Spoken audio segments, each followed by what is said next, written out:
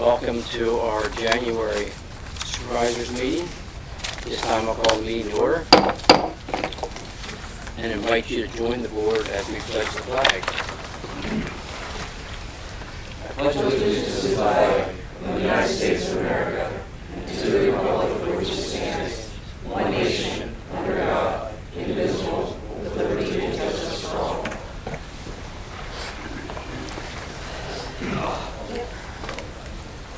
Okay, before we have the roll call, I want to make a statement and an introduction. About 6 weeks ago, I initiated with the staff's help a review and evaluation of the legal counsel's position. We wanted to know if the rates we pay were competitive and comparable with other township solicitors. We want to know if the service experiences and efficiencies were comparable with other township solicitors. And we want to know if the billing procedures were in line with others. We asked for an updated prospectus from Apple and Yost with their rates, billing methods, and their services they provided. From legal and professional persons that work for this township, we received 2 additional highly recommended firms and requested their perspectives as well. These were provided to the new 2018 board for review. During the last week of December, the Township Secretary Zoning Officer Dave Leinbach and I interviewed all 3 candidates. Our theme and focus was to be equally fair to all candidates. The easiest thing would have been to do nothing, status quo, rubber stamp. But we had an opportunity here to make improvements. And improvements are required. All improvements require some level of change. At our reorganizational meeting last week, the board chose the firm of Hartman, Valerino, McGovern, and Lutz as legal counsel for 2018. They currently serve as solicitor for 5 boroughs, 12 townships, 3 authorities, and 5 zoning hearing boards. They also serve as solicitor for Brett Knock Burks. Elizabeth McGovern is a partner with over 20 years of experience in practice in law. She is a graduate of Franklin and Marshall College and obtained her law degree from Temple University School of Law, and she will be this board's primary contact. We welcome Liz to our team. Okay, at this time we'll have the roll call. Jerry Law. Here. Arthur Zerbe. Here. David Leinbach. Here. Mike Reiner. Here. Elizabeth McGovern. Here. Carol Martin. Okay. We now have our community open session. This is a time when you get to speak on things that are on our agenda prior to us taking action. I limit it to 4 minutes. If you think you need more than 4 minutes, you should contact the staff ahead of time and be placed on the agenda. If it's items that are not relevant to our agenda tonight, you can always, of course, bring them to the township staff, and maybe they can resolve it before a meeting.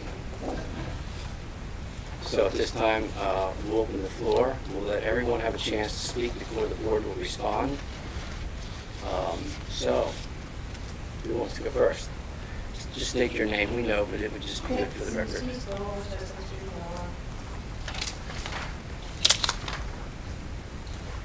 I will give a copy of Carol again, so she has the minutes. And I would like the statement to be entered into the official minutes of this evening's supervisors meeting. In my opinion, the only thing worse than the absence of leadership is poor leadership. I believe that poor leadership has been and may continue to be exercised in the workings of this board and other township boards and commissions. I have attended these meetings for many years, followed the various important changes that have been made thanks to this board and other entities. I worry that I may no longer be able to completely be supportive of this board to the same extent. The concern on my part stems from perceived lack of and or poor leadership I have recently observed. The NLCA has run extremely well for 6 years. The authority worked well with the plant operational staff as well as other entities such as the engineering firm. There are no longer major concerns about operation, capacity growth, or available funding for needed improvements on a continual and long-term basis. In short, things have been going quite well. One of the NLCA members was invited to breakfast by the chairman of the Board of Supervisors, The purpose of the breakfast was to ascertain the member's interest in continuing service.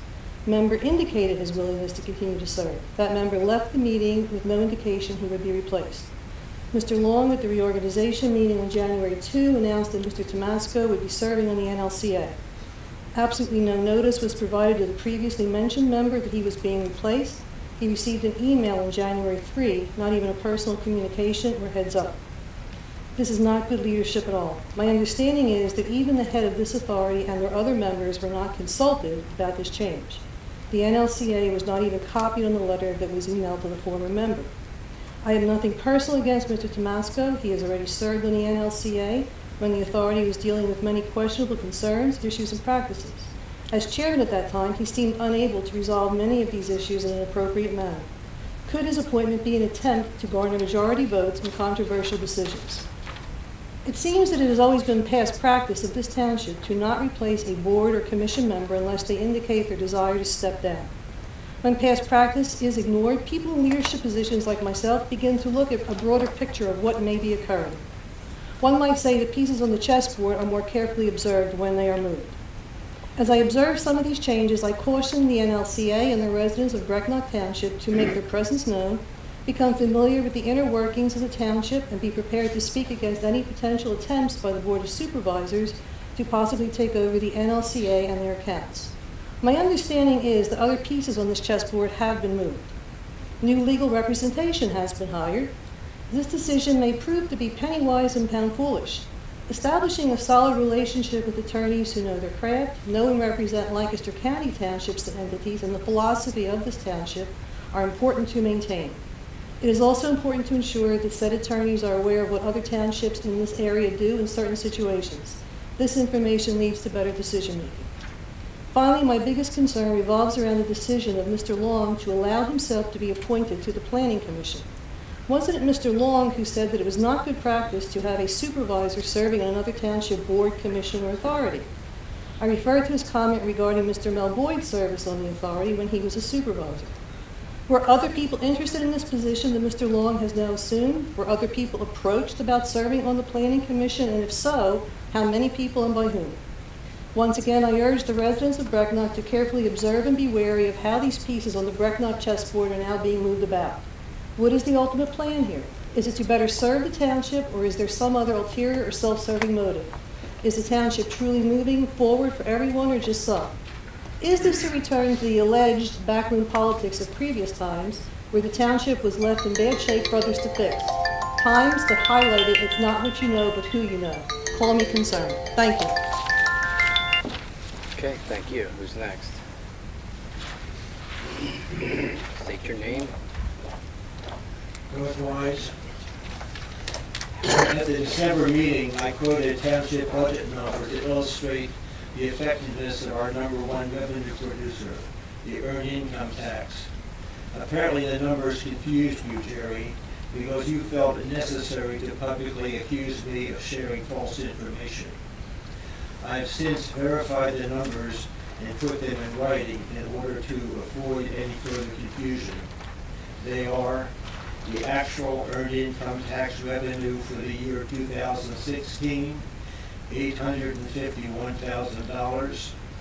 The earned income tax number budgeted for this year, $980,000.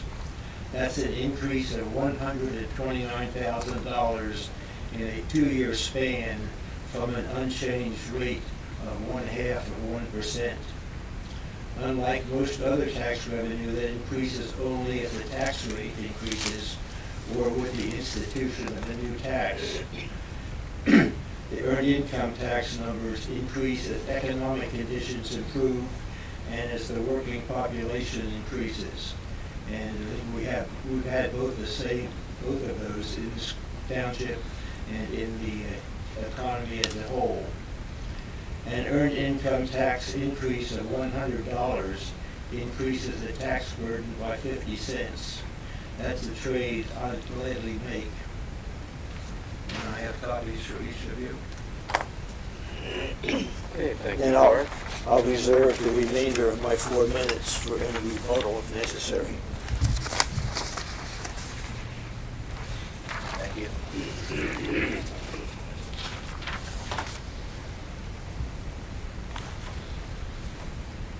Okay.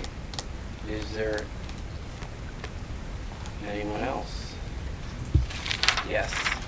Nelson Sheriff, to talk to you about, just coming here and report. I'll give a copy to each one of you guys. And with that, I just want to say thank you to you guys for your support for the last meeting this past year. Thank you.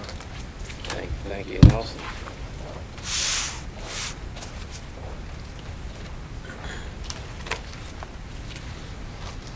Okay. Do we have anyone else who wants to speak?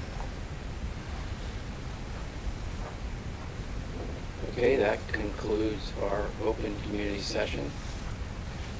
I want to thank Cindy for your comments. They're duly noted.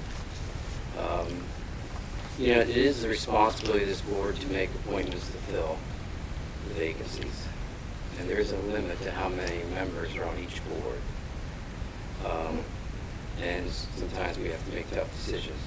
But don't think these appointments are taken lightly. They're not. They're taken very seriously. So that's how I respond. Back to Garth. I admit last meeting. Can I just interrupt? That's really not an appropriate response. My comment was not about appointments, it was about who was appointed and doubly appointed when that was decried in an earlier meeting. So I just want that clear, thank you. Okay.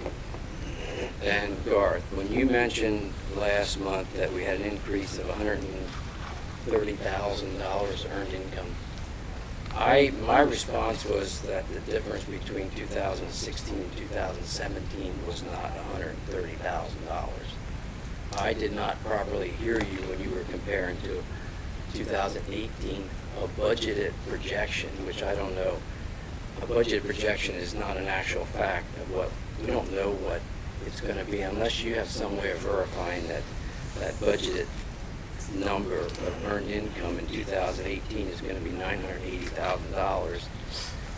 You have information I don't, because that didn't even come in yet. We don't know what our earned income is going to be for 2018. So are you saying that when the number is budgeted, it's just a wild guess? I think a budget is a projection. You want to call it it's a projection of what we are expecting. It's not a factual number. It has no merit. We have no guarantee it's going to come close to that. I mean, yes, it's a projection. You know, what I said was that the projection is for an increase of $129,000 over 2 years. And that projection, as a projection, is certainly isn't wrong. And I don't think my saying it was worthy of me being accused of delivering false information. I think the bottom line is you were confused. You didn't listen. You repeated what you wanted to say. I repeated that the earned income tax difference between 2016 and 2017 was not $130,000. That's. And I didn't say it was either. I know. But what I repeated, I understand. But what I also repeated was saying it. You know, like I say, I thought you were referring to the difference between 2016, 2017, because that increase was $30,000. I don't know why you think it's going to be $100,000 more in 2018 than what it was when the projection was only $30,000 in 2016, 2017. No, we're done with the open session. Well, the problem was you called it. No. Go to the actual Okay. work. You're lying. Come on. You're lying. And you should be giving him an apology. I'm not holding my breath. Okay, that concludes the, let me back up. Do any of the board want to add any comments to any of this?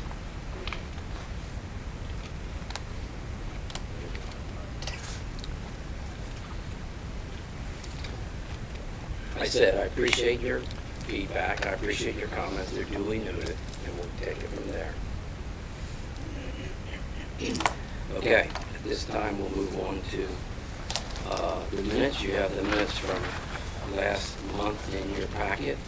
Are there any additions or corrections to the minutes as they're posted? And I know, Dave, you were in the audience last month, but, It's not part of this. all right.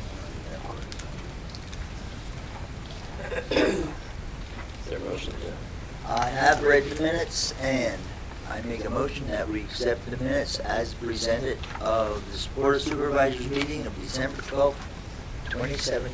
Okay, we had the motion to accept the minutes as they are listed. I will second that motion. Those in favor say aye. Aye. Aye. Motion carries.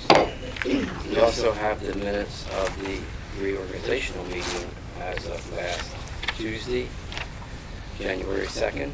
Are there any additions or corrections to those?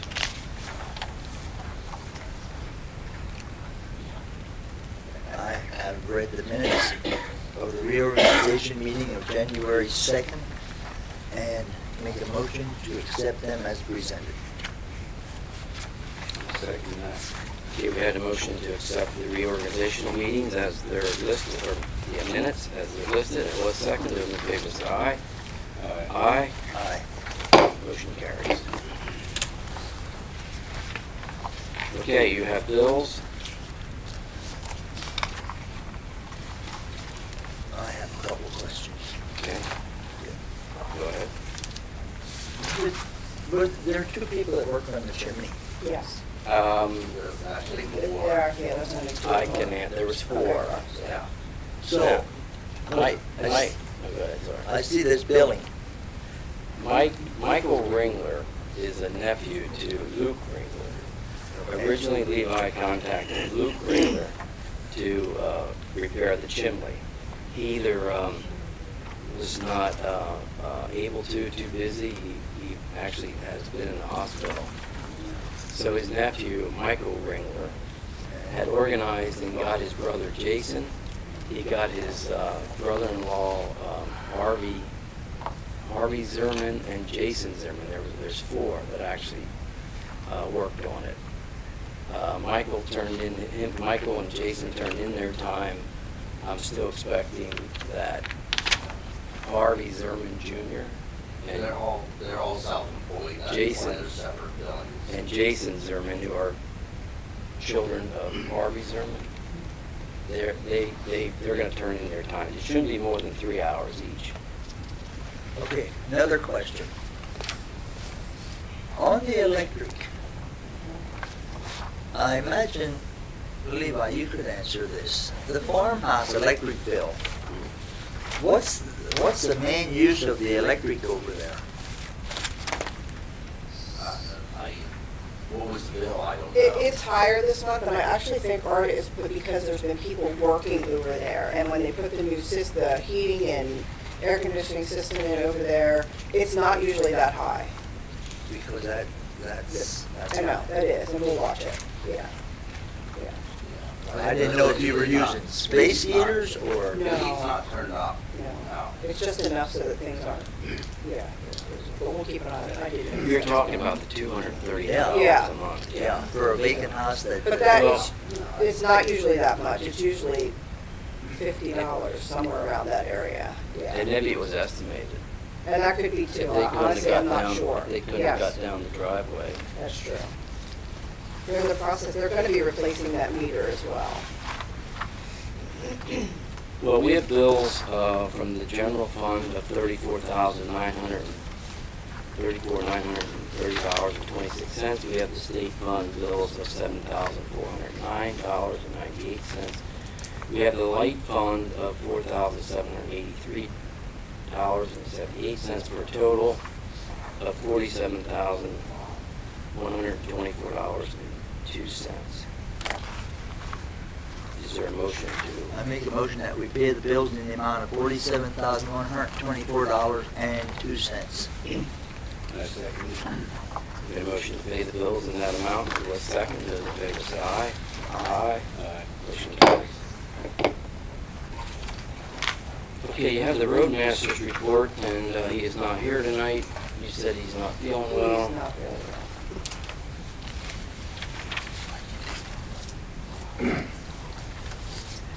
We will move on to the engineer's report. Yeah, you have my report of January the 4th. I have 4 items for action by the supervisors this evening. I'll read those. Those are on page 4 of my report. They're itemized for you. The first item is Drew and Amanda Hoover Stormwater Management Project. It's a financial security release recommendation in the amount of $3,080.71. Item number 2 is the Marvin Horse Stormwater Project. That is a financial security release recommendation in the amount of $2,375. Item number 3 is a memorandum of understanding that has been received and a stormwater management agreement for approval by the supervisors this evening. And item number 4 is the Aspen Shades Greenhouse subdivision. This was approved last month, I believe. This is the one lot subdivision that was coming off of the greenhouse property for the residents. The approval would be for a planning waiver and non-building declaration to satisfy the DEP sewage planning requirement. That would also be for your action this evening. Okay, are there any questions that you have before a motion is made? I have a question on the horse. What, I know it's common practice, but what do you hold the amount? The amount for it? Yeah. The stormwater ordinance, Dave, has a requirement that we hold about 15% of the construction cost for the stormwater, and that's for 18 months. That's to ensure that the maintenance of that facility, structural integrity of that system is maintained over that 18-month time period. What we do is we go back then after 18 months, we do a final inspection, make sure there's no issues with it, and then we release it at that time. Is that something that has to be done? It was actually part of the original state requirement when they did the 167 ordinance for stormwater. It was in all of the model ordinances had that requirement in them. So people grumbling already about, about that, so. Understand. We try to make it the smaller amount, obviously, with only collecting the actual installation costs. Okay, I'll make a motion that we approve the action as required for the engineer's recommendation. Are you making a motion Yes. on all 4 of them? Yes. Okay, I second it. Okay, we had a motion to approve the action as requested by the council engineer. It was second. Those in favor say aye. Aye. Motion carries. Aye. Okay, you have the zoning officer's report in your packet. Do you have anything to add to that? Okay. Does the board have any comment or questions you want to follow up?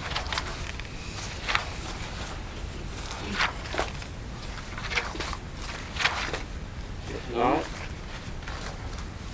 we have the SEO's report. Is there anything from our solicitor? Is there a motion to approve the reports as they were presented? I make a motion that we approve the reports from the roadmaster, engineer, SEO, and zoning officer as presented. Second it. Okay, we had a motion to approve the reports, and it was second. Those in favor say aye. Aye. Aye. Motion carries. Okay, there's nothing from the Park and Rec. They were off the week of December. We have nothing under old business. We're moving on to new business. We have to approve the delinquent real estate taxes for 2017. That's actually gonna have to wait until next month now, Jerry. Unfortunately, the county's system is going through a major upgrade, and the tax collector was not able to get you your final report, and the county's aware of this, so it will be tabled till next month. Okay. Okay, we have a list of the 5 Pointville Fire Company's activities that they want to be approved, and that's covered under workers' comp. That list is school functions as requested, any local business or church function as requested, funerals as requested, Terry Hill Days, Bowmansville Days, New Holland Parade and Farm Show, Lancaster County Firemen's Convention, fire prevention at local schools, open house, and candy cane run, coverage for members when called to our station or mutual aid station for any staging area for standby, the Sensitive Memorial Ride, and cover members including social members while participating in fundraising activities, which is the chicken pot pie suppers, parking lot sale, collar run, the consignment auction, station rentals, requesting members working in the kitchen and food stand, ham and cheese sandwich, French fry stand of Owensville Imperial Days, breakfast, soup and sub sales, pork and sauerkraut. Again, they're requesting that we approve these activities so they're covered under workers' compensation.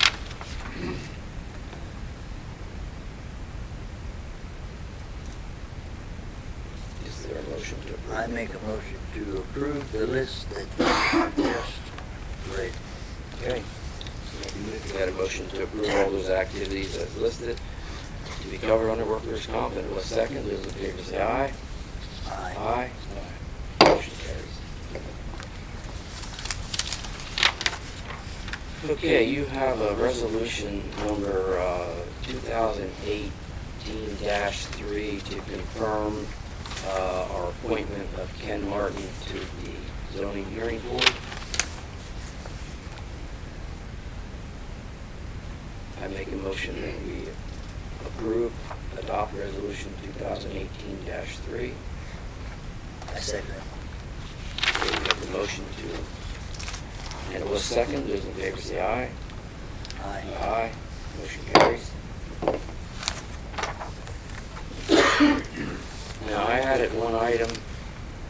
The Northern Lancaster County Authority is working on, or actually has completed, a lateral inspection ordinance that they would like to present to the board. I'm suggesting that that ordinance be given to legal counsel to review it, because next month, the Northern Lancaster County Authority wants to present this ordinance to this board. Do you have that, Kara? I did hear it. Okay. Yeah, you will forward it.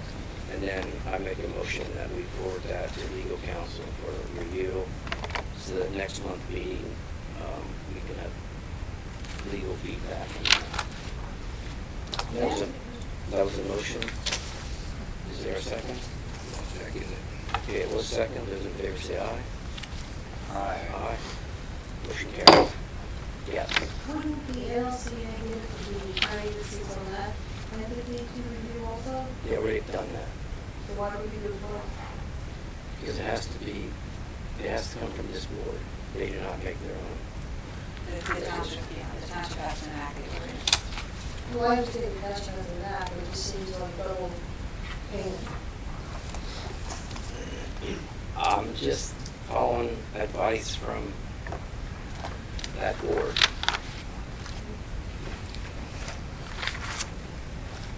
Okay, I'm going to announce the board is going to have an executive session at this point to discuss possible litigation. We're going to adjourn the meeting, and the board's going to meet in Levi's office. So, is there an adjournment? We're at 7:23. Is there a motion for adjournment? I make a motion we adjourn the meeting of the Bracknell Township Board of Supervisors at 7:23. I'll second it. Okay, it was made and seconded. Those in favor say aye. Aye. Motion carries.